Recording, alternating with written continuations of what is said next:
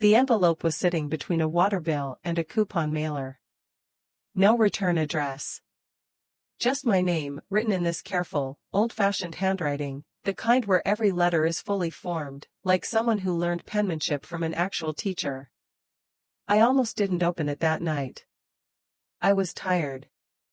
I had dinner to finish and my youngest was crying about something in the other room and I just set it on the counter and told myself I'd get to it later. But something pulled me back. I picked it up. Opened it. And I read it standing right there in my kitchen, still in my work clothes, while the pasta boiled over on the stove. By the time I got to the last paragraph, I couldn't feel my hands. Because this letter, from a woman I had spoken to maybe 4 times in my life, told me more about my father's last 7 years than my father ever had. And when I say it changed me, I don't mean that lightly. I mean it rearranged something permanent. Okay.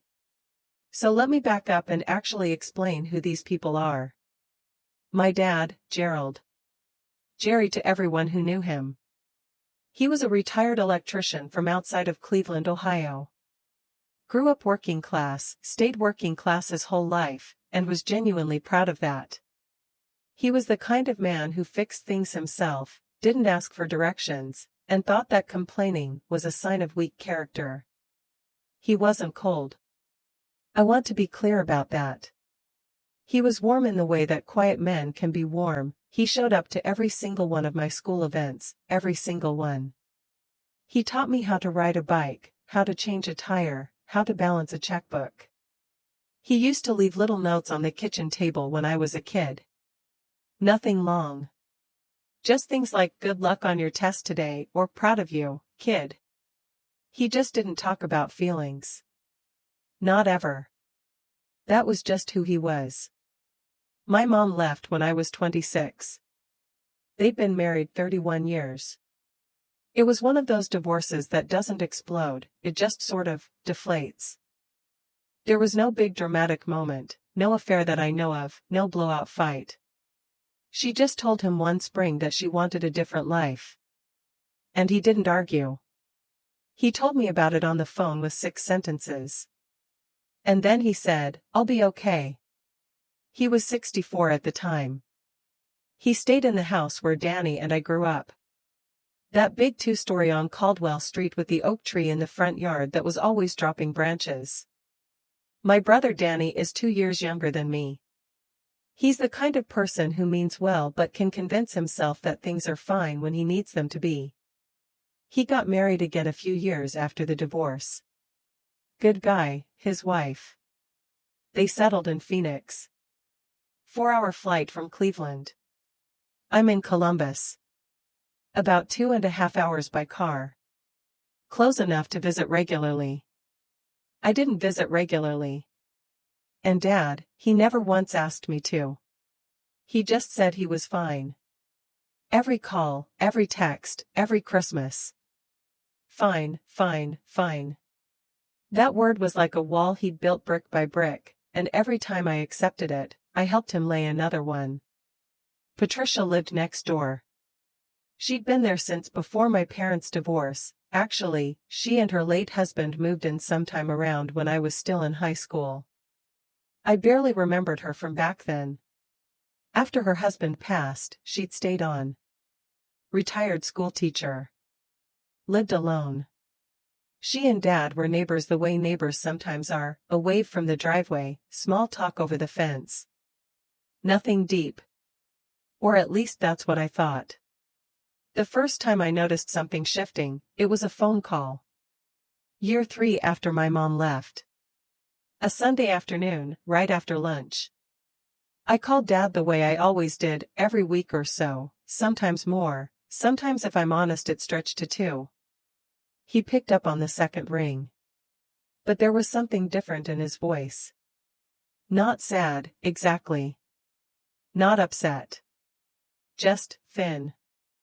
Like a voice that had been talking to itself too much and wasn't quite sure how to talk to someone else. I asked him how his week was. He said fine. I asked if he'd done anything interesting. He said no, not really, just some work around the yard. I asked if he'd seen anyone. And that's when he paused. Just half a second. But I caught it. He said, Patricia from next door brought over some chili. We sat on the porch for a bit. I said, oh, that's nice. She seems sweet. He said, she is. She's good people. And then we moved on. Talked about my kids, talked about the weather, talked about whatever sports team he was currently frustrated with. I hung up feeling okay about things. I probably should have paid more attention to that pause. Looking back now, that pause was him deciding how much to tell me. That pause was him measuring the distance between what was true and what would worry me. He chose not to worry me. He always chose not to worry me. The next few calls I noticed that Patricia came up more. Not in a big way. Just in passing.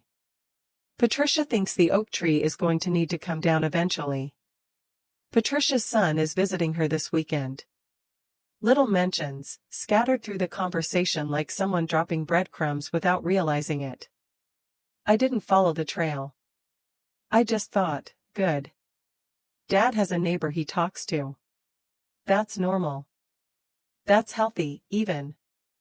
Then one call, maybe 3 or 4 months after that first time I noticed, I asked him directly. I said, Dad, do you get lonely out there? He was quiet for longer than I expected. Then he said, I've got the neighbors. Not no. Not I keep busy. Just, the neighbors. I let it go. I said, good. Good, I'm glad. And we talked about something else.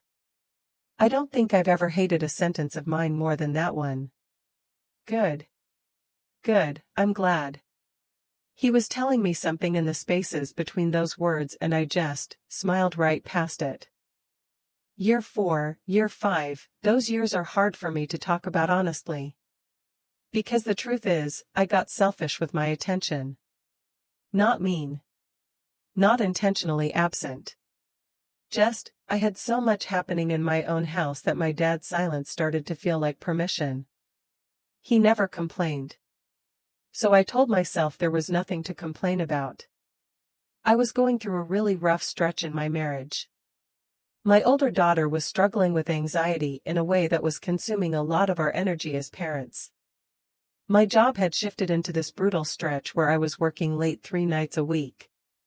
I was running on empty almost constantly. And every time I called Dad, he answered. He was cheerful. He asked about the kids by name, remembered details from calls 3 weeks prior. He was, by every measure I was using, fine. The calls got shorter. I'm not going to pretend they didn't. Where they used to be 45 minutes, sometimes an hour, now they were 20. Sometimes 15. I told myself, he's introverted. He doesn't like long calls. He probably appreciates the shorter check-ins. I told myself whatever I needed to.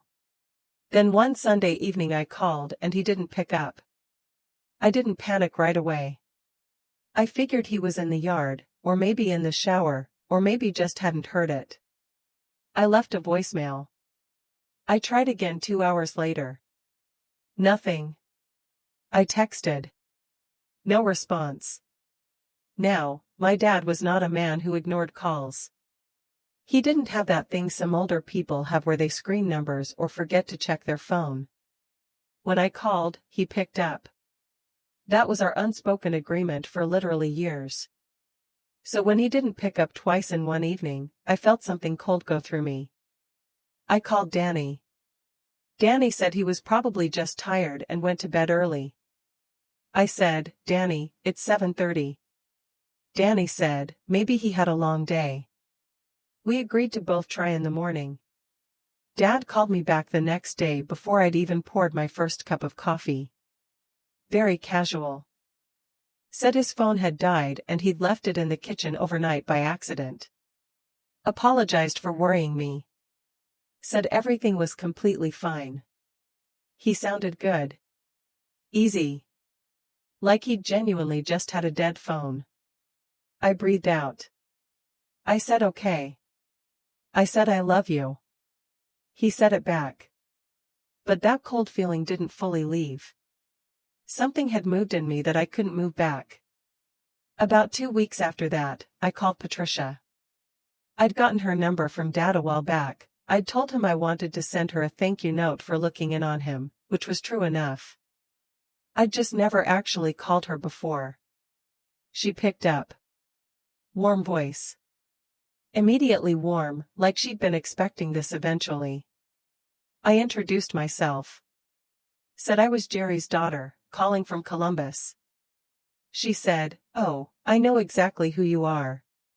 He talks about you all the time." Something about hearing that made my chest hurt. I asked her, as casually as I could, how he was doing. Whether she saw him often. She said, "I check in on him most days. We have coffee a few mornings a week. I bring dinner over sometimes. Most days." I said, "That's so kind of you, Patricia. I really appreciate that." She paused. Just a beat. Then she said, "Well, someone has to." I heard it. I registered it. And then, I don't know why I did this, I genuinely don't know, I just sort of filed it away. I told myself she meant she was a good neighbor. A caring person. I told myself it wasn't a quiet indictment of me and Danny. But it was. Of course it was. Patricia called me on a Thursday night about 6 months after that conversation. I didn't even recognize the number at first. I almost let it go to voicemail. But I picked up, and she said, "I don't want to alarm you. But I think you should know something." My stomach dropped before she finished the sentence. She told me that my father had taken a fall in the backyard. About 3 weeks prior. He'd been getting the hose rolled up in the evening, slipped on a wet patch of grass near the fence, and gone down hard. He hadn't broken anything. But he'd hit his elbow and bruised 2 ribs, and he'd been moving carefully ever since. 3 weeks. I had spoken to him twice in those 3 weeks. Twice. And he hadn't said a word. I said, "Why didn't he tell me?" Patricia said, very gently, "He didn't want to worry you. He said you had a lot on your plate." I sat down on my couch. My kids were asleep. The house was quiet. And I just sat there with that sentence landing on me over and over. He didn't want to worry you. He said you had a lot on your plate. He wasn't wrong about my plate. That's what made it so hard to hear. He'd been paying attention. He knew I was stretched thin. And instead of asking for what he needed, instead of just saying, "Hey, I fell, can you come check on me?" he decided that his need wasn't worth adding to my load. He made himself smaller so I wouldn't have to make myself bigger. I called him that same night. I didn't lead with what I knew. I just said I was thinking about him and I wanted to hear his voice. We talked for a few minutes, and then I took a breath and I said, "Dad, Patricia mentioned you had a fall." Long silence. Not defensive. Not angry. Just quiet. Like he'd been caught at something. He said, "It wasn't a big deal." "I'm okay." I said, "You've been moving around with bruised ribs for 3 weeks and you didn't tell me." He said, "You were busy." And I didn't know what to say to that. Because what do you say? Do you argue with it? Do you say, "I'm never too busy for you, Dad"? I wanted to say that. I really did. But the truth is, I'd made myself look pretty busy. I'd let those calls get shorter. I'd let weeks go by. He had evidence. So instead I said, "I want you to call me when things like this happen. Please." And he said, "Okay, sweetheart." He said it the way you say something when you don't plan to change your behavior but you love the person asking too much to argue with them. I knew that tone. I'd heard it my whole life. After we hung up, I went and sat in my car in the dark garage. I didn't even cry right away. I just sat there. And I thought about the fact that my father, this man who showed up to every single thing in my childhood, had been falling down in his own backyard and deciding alone, in the dark, that I was too busy to know about it. He had learned that from me. I had taught him that. And I couldn't unfeel it. I called Danny. I told him everything. The fall. Patricia's call. What Dad had said. Danny was quiet for a while. Then he said, "I'm going to go out there next month." He did go. He texted me after. He said Dad seemed good, seemed positive, that Patricia had stopped by while he was there and she and Dad seemed comfortable together. Easy. Like two people who'd known each other a long time. Danny said, "She really takes care of him." I said, "I know."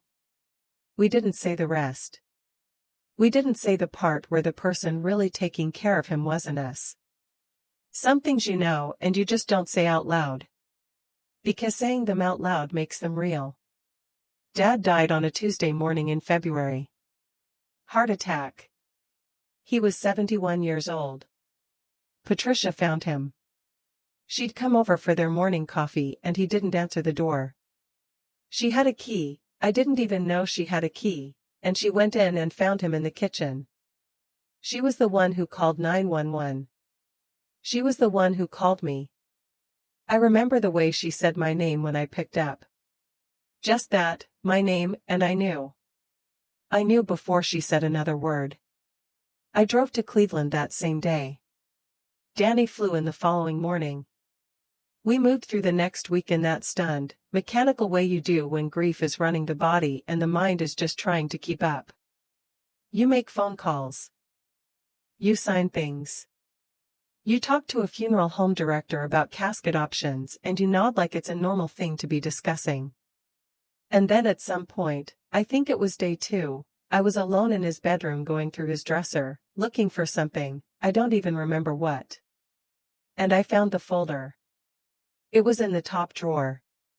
Brown paper folder, a little worn at the edges. My name written on the front tab in his handwriting. My hands were shaking when I opened it. Inside was a letter. Handwritten. 3 pages, front and back. Dated about 8 months before he died.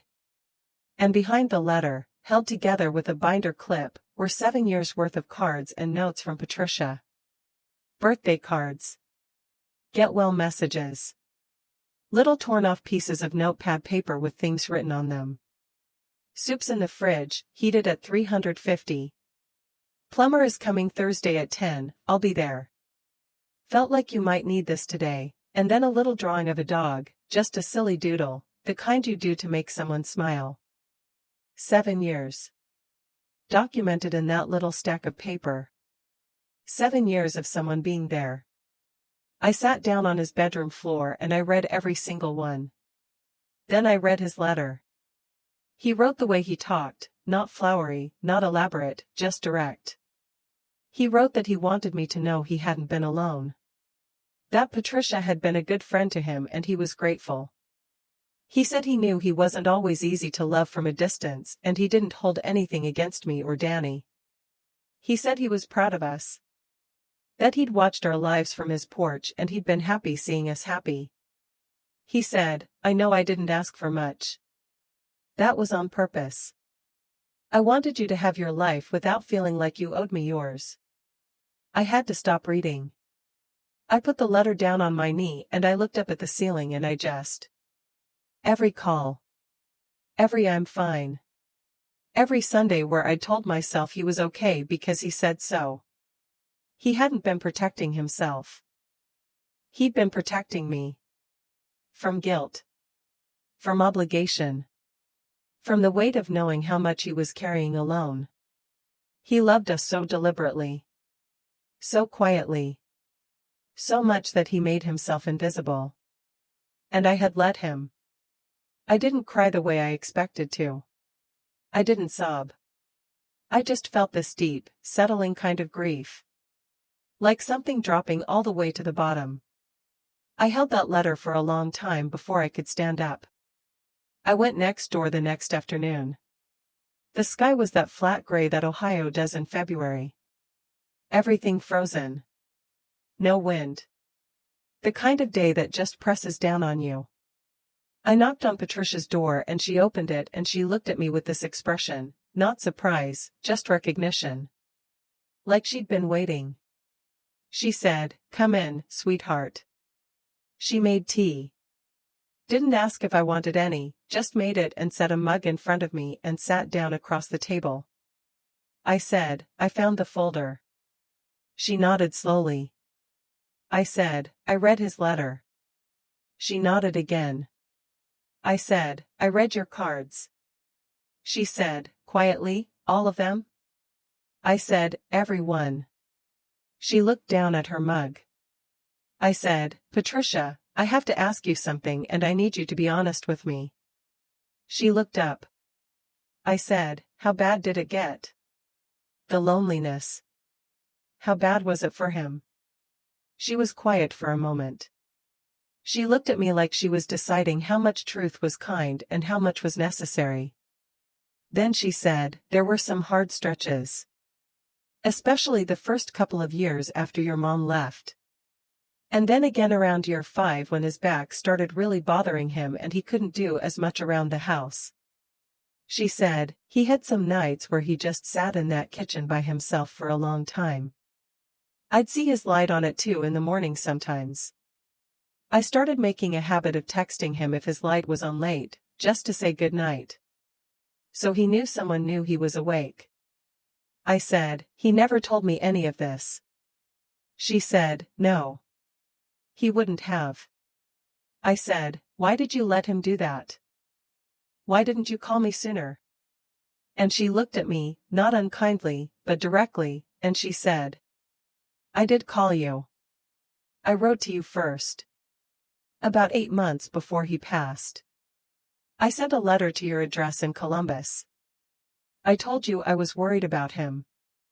That I thought a visit would mean a lot." I stared at her. I said, "I never got a letter." She said, "I figured. When I didn't hear back." I said, "I would have come. If I had gotten that letter, I would have come." She said, gently, "I know you would have." And then she reached across the table and put her hand over mine. She said, "I don't think you're a bad daughter. I want you to know that. Jerry didn't think that either. He talked about you with so much love. He talked about both of you like you hung the moon." I said, "Then why didn't he just ask us to come?" And she was quiet for a long moment. She looked out the kitchen window at the yard, at his yard, right there next door. She said, "Because he didn't want love to feel like a favor. He had this idea, stubborn, your dad, you know that, he had this idea that if he had to ask for it, it didn't count the same way. He wanted you to show up because you wanted to. Not because he'd made you feel guilty." I said, "That's not how it works." She said, "I know that. I told him that, actually. More than once." I said, "What did he say?" She smiled. Small and sad. She said, "He said, Patricia, I raised my kids to live big lives. That's what I wanted for them. I'm not going to be the thing that makes them smaller." I couldn't hold it together after that. I pressed my hand over my mouth and I just sat there and cried at her kitchen table. She didn't say anything. She just left her hand on mine. And I thought about all the Sunday calls. All the short conversations. All the times I'd said love you, talk soon and hung up and gone back to my life. He'd been sitting on the other side of that phone call wanting so much more. And choosing, every single time, not to ask for it. Patricia came to the memorial. She sat near the back, by herself. Wore a navy blue coat and held her purse in her lap with both hands and just listened. I found her afterward in the parking lot. I walked over and I took her hands in mine and I didn't say thank you because that felt too small. I just said, you gave him 7 years of being seen. That matters more than I can tell you. She squeezed my hands. Her eyes were bright. She said, he was easy to love. We sold the house about 6 months later. It was the right decision logistically, the upkeep was too much to manage from a distance, and neither Danny nor I were going to relocate. But standing in that driveway on the day we handed over the keys was one of the quieter devastations I've experienced. I walked around the yard one last time by myself. Touched the oak tree.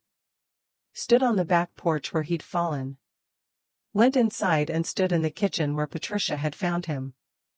I said goodbye. When I came out, Patricia was on her porch. She waved me over. I went.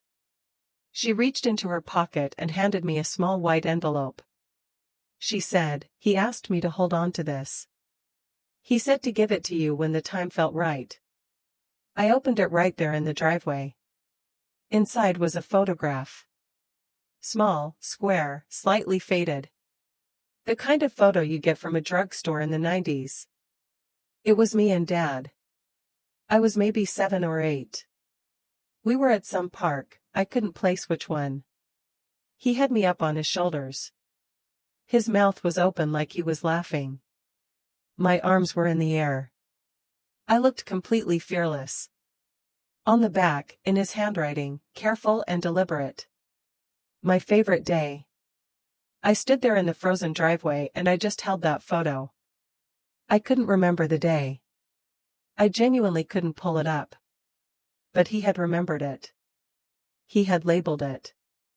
He had given it to Patricia to hold for me. And then Patricia said something that I've thought about every day since.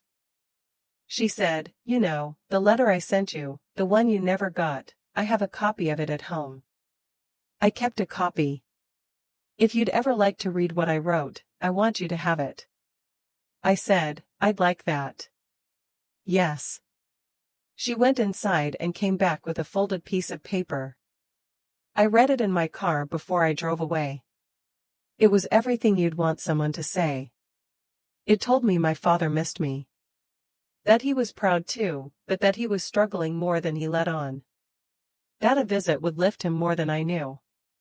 That she wasn't trying to make me feel bad, she just thought I should know. She'd written it 8 months before he died. And I never got it. I've gone back and forth on what happened to it so many times. Maybe the post office lost it. Maybe it was misdelivered. Maybe it sat in someone's mail pile on a street 2 blocks from mine and eventually got thrown out. Or maybe, and this is the thought I can't fully let go of, maybe I saw the envelope, didn't recognize the return address, and threw it away without opening it. I don't know. I will never know. But I think about that envelope sometimes. Imagine it in my hands before I understood what it was. Imagine the moment, the small, thoughtless moment, where everything could have been different. One letter. That's all it would have taken. My dad spent 7 years making himself easy to leave behind so that I could go live my life without guilt. And I think about that kind of love, how it can look so much like silence, and I wonder how many people in my life are doing the same thing right now.